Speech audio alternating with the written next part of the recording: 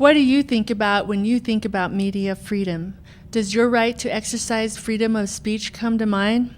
Well, HB 675, the Community Access to Media and Information Act, is a civil rights issue, but it's about more than that. It's also a consumer issue and an educational issue.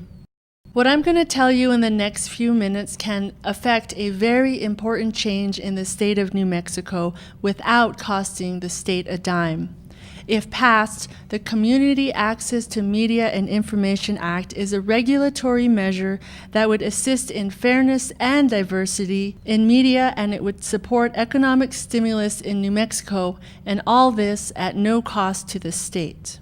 Right now, the media landscape is dominated by national commercial interests that don't offer adequate programming, services, or essential information. We are also asking for equitable distribution of funds.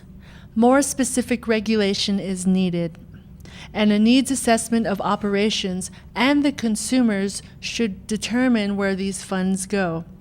As part of HB 675, we are asking that no less than 2.5%, which is essentially half of the franchise fees, be allocated to support the operations budget for public, education, and government access channels.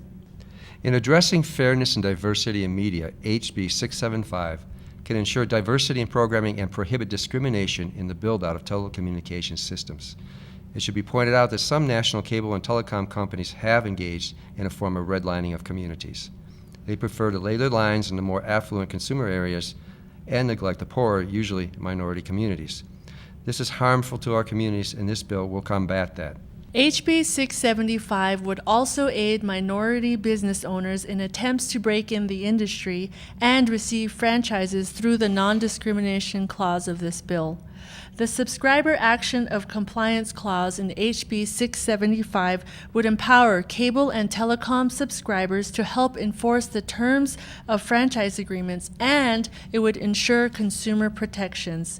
Any cable company, municipality, or management of PEG access channels should be accountable and transparent to the public.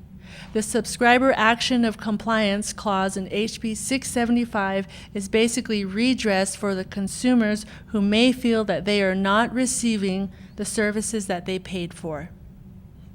Thank you for your time and listening to the reasons as to why a regulatory bill such as HB 675 would support fairness for the public to access its own airways, why it would benefit both rural and urban education, and provide funding and economic stimulus for public, education, and government use of bandwidth without costing the state a dime.